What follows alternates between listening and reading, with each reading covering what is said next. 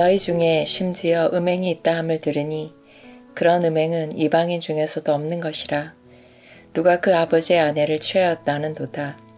그리하고도 너희가 오히려 교만하여져서 어찌하여 통한이 여기지 아니하고 그 일 행한 자를 너희 중에서 쫓아내지 아니하였느냐. 내가 실로 몸으로는 떠나 있으나 영으로는 함께 있어서 거기 있는 것 같이 이런 일 행한 자를 이미 판단하였노라. 주 예수의 이름으로 너희가 내 영과 함께 모여서 우리 주 예수의 능력으로 이런 자를 사단에게 내주었으니 이는 육신은 멸하고 영은 주 예수의 날에 구원을 받게 하려 함이라. 너희가 자랑하는 것이 옳지 아니하도다. 적은 누룩이 온 덩어리에 퍼지는 것을 알지 못하느냐. 너희는 누룩 없는 자인데 새 덩어리가 되기 위하여 묵은 누룩을 내버리라. 우리의 유월절 양 곧 그리스도께서 희생되셨느니라. 이러므로 우리가 명절을 지키되 묵은 누룩으로도 말고 악하고 악의에 찬 누룩으로도 말고 누룩이 없이 오직 순전함과 진실함의 떡으로 하자. 내가 너에게 쓴 편지에 음행하는 자들을 사귀지 말라 하였거니와 이 말은 이 세상에 음행하는 자들이나 탐하는 자들이나 속여 빼앗는 자들이나 우상 숭배하는 자들을 도무지 사귀지 말라 하는 것이 아니니 만일 그리하려면 너희가 세상 밖으로 나가야 할 것이라. 이제 내가 너에게 쓴 것은 만일 어떤 형제라 일컫는 자가 음행하거나 탐욕을 부리거나 우상 숭배를 하거나 모욕하거나 술 취하거나 속여 빼앗거든 사귀지도 말고 그런 자와는 함께 먹지도 말라 함이라. 밖에 있는 사람들을 판단하는 것이야 내게 무슨 상관이 있으리오마는 교회 안에 있는 사람들이야 너희가 판단하지 아니하랴. 밖에 있는 사람들은 하나님이 심판하시려니와 이 악한 사람은 너희 중에서 내쫓으라.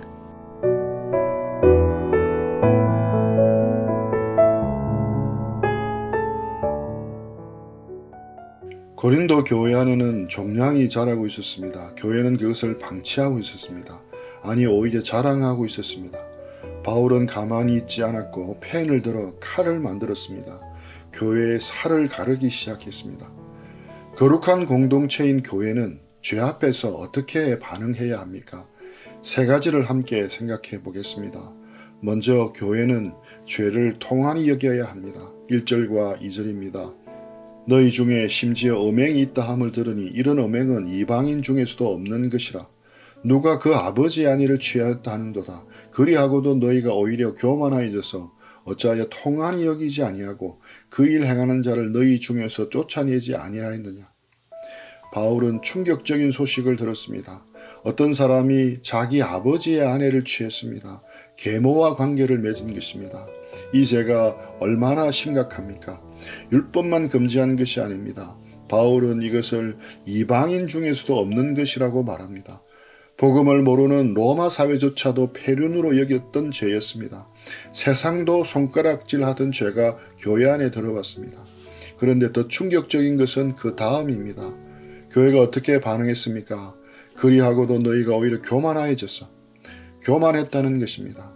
바람이 들어간 풍선처럼 부풀어 있었습니다. 왜 교만했습니까? 그 범죄자가 교회의 재정을 책임지는 후원자였을 수 있습니다. 그래서 차마 건드리지 못하고 덮어주는 것입니다. 혹은 자신들의 영적 자유를 자랑했을 수도 있습니다. 우리는 자유롭다. 육체의 일은 영혼의 영향을 주지 않는다. 이렇게 착각하며 죄를 가볍게 여겼습니다. 어느 쪽이든 결론은 같습니다. 그들은 죄를 보고도 슬퍼하지 않았습니다. 바울은 무엇을 기대했습니까? 통한히 여기지 아니하고. 통한히 여긴다는 것은 애통하는 것입니다. 가슴을 치며 슬퍼하는 것입니다. 구약의 에스라를 기억해 보십시오. 에스라 9장 3절 내가 이 일을 듣고 속옷과 겉옷을 찢고 머리털과 수염을 뜯으며 기가 막혀 앉으니 옷을 찢었습니다. 수염을 뜯었습니다. 기가 막혀 주저앉았습니다. 이것이 거룩한 공동체가 죄를 대하는 태도입니다. 남의 죄가 아닙니다. 우리 공동체의 죄로 여기고 애통하는 것입니다. 그러면 오늘 우리는 죄 앞에서 어떻게 반응합니까? 혹시 무감각하지 않습니까? 우리는 죄에 익숙한 세대입니다. 스마트폰을 켜면 엄란이 손끝에 있습니다. 드라마는 불륜을 사랑이라고 포장합니다. 이런 시대에 우리의 감각은 무뎌져 갑니다. 죄를 보아도 놀라지 않습니다. 다들 그러는데 뭐 이렇게 넘어갑니다. 보네퍼는 이것을 값싼 은혜라고 불렀습니다. 회개 없는 용서입니다. 십자가 없는 은혜입니다. 죄를 슬퍼하지 않으면서 용서만 바라는 마음입니다.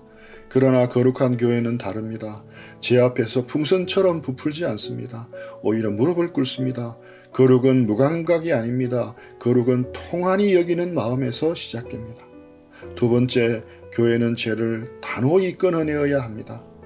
그러면 슬퍼하기만 하면 됩니까? 아닙니다. 애통 다음에 행동이 있어야 합니다. 3절로 5절입니다.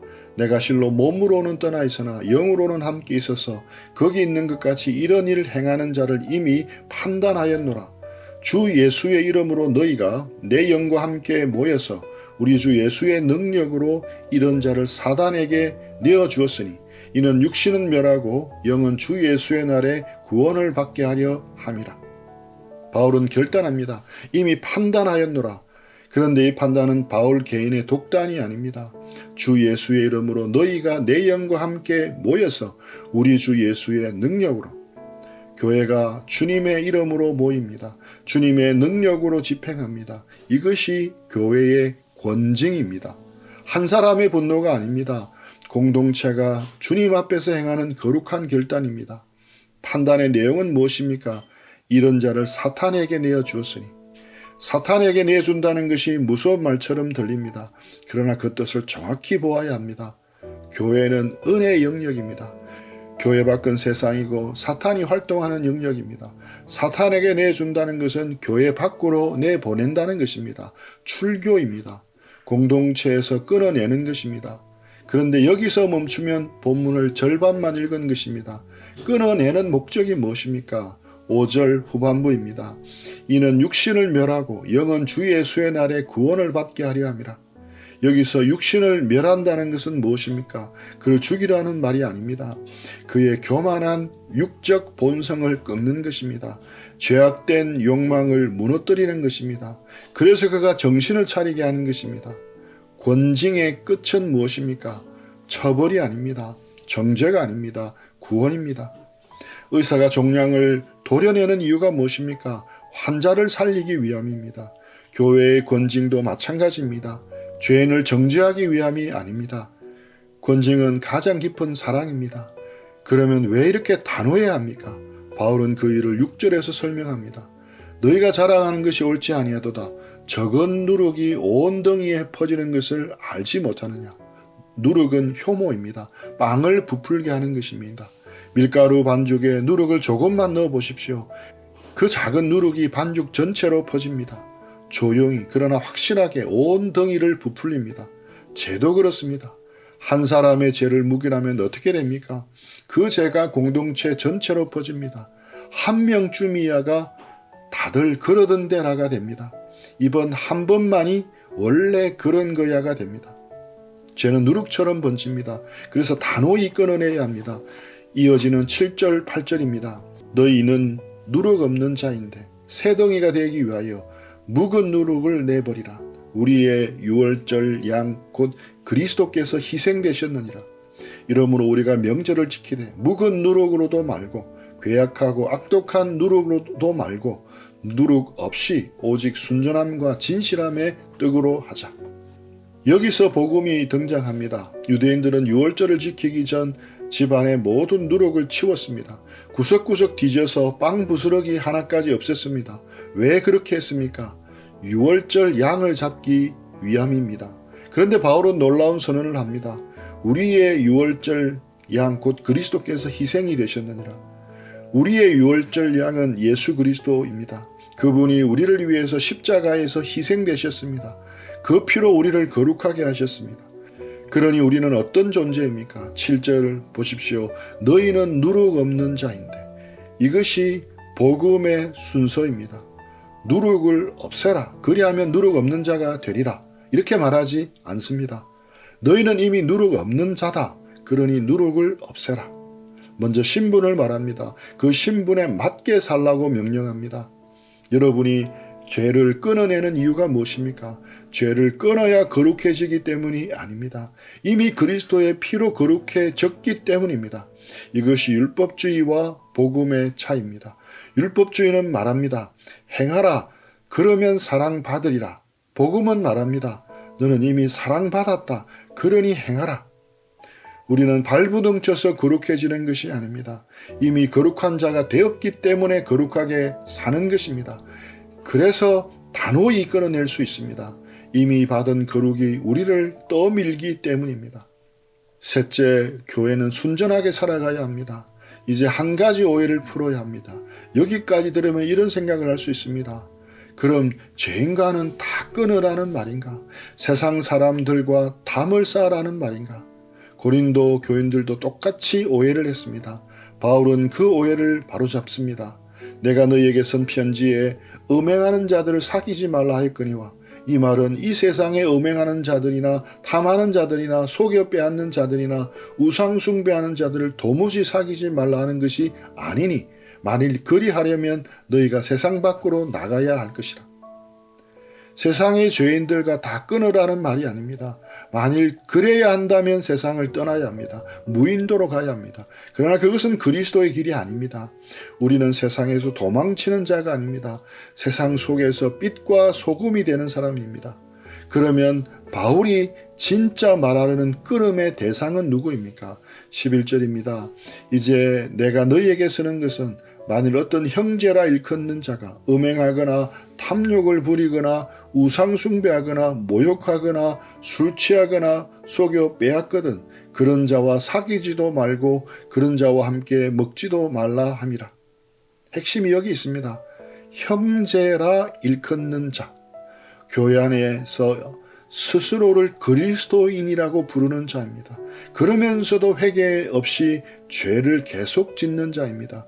그런 자와 함께 먹지도 말라고 합니다. 이것은 식탁 교제와 성찬을 끊으라는 말입니다. 왜 그렇게까지 합니까? 그가 미워서가 아닙니다. 교회는 그의 죄를 인정하지 않는다는 것을 분명히 하기 위함입니다. 그 끊음을 통해 그가 자기 죄를 깨닫게 하기 위함입니다. 여기서 끊음의 끝은 사랑입니다. 회개로 돌아오게 하려는 사랑입니다. 마지막으로 바울이 심판의 영역을 정리합니다. 12, 13절 밖에 있는 사람들을 판단하는 것이야 내게 무슨 상관이 있으리요마는 교회 안에 있는 사람들이야 너희가 판단하지 아니하랴. 밖에 있는 사람들은 하나님이 판단하시니와 이 악한 사람은 너희 중에서 내쫓으라. 교회 밖의 사람은 하나님이 판단하십니다. 우리가 세상을 정죄할 자격이 없습니다. 교회 안의 사람은 누구를 판단합니까? 너희가 판단하지 아니하랴. 교회의 책임입니다. 우리는 자꾸 거꾸로 합니다. 세상을 향해서는 손가락질을 잘합니다. 저 세상은 타락했다. 저들은 죄인이다. 그러나 교회 안의 죄에 대해서는 관대합니다. 우리는 다 같은 죄인이니까. 이렇게 덮어줍니다. 바울은 정반대로 말합니다. 세상은 하나님께 맡기십시오. 교회 안을 먼저 정결하게 하십시오.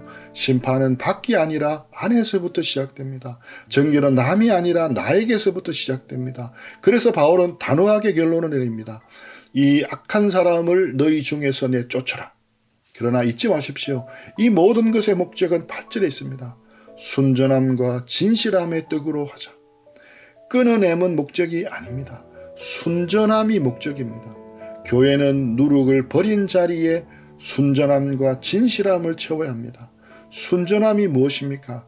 헬라어 의미로는 햇빛에 비추어도 흠이 없다는 뜻입니다. 햇빛에 들어보십시오. 숨길 것이 없는 삶입니다. 가면이 없는 삶입니다. 우리는 가면을 많이 씁니다. SNS는 행복한 척합니다. 교회에서는 거룩한 척합니다. 사람들 앞에서는 괜찮은 척합니다. 그러나 순전함은 그 가면을 벗는 것입니다. 햇빛 아래 정직하게 서는 것입니다. 이것이 거룩한 교회의 모습입니다. 우리 자신과 우리 공동체는 죄를 통한히 여겨야 합니다. 그리고 단호히 끊어내어야 합니다. 그리고 순전히 살아가는 공동체가 되어야 합니다. 우리 공동체와 우리 각자가 그러한 사람이 되도록 간절히 바라며 기도합니다. 우리 들은 말씀 가지고 묵상하며 기도하며 주님과 교제하는 시간 가지겠습니다.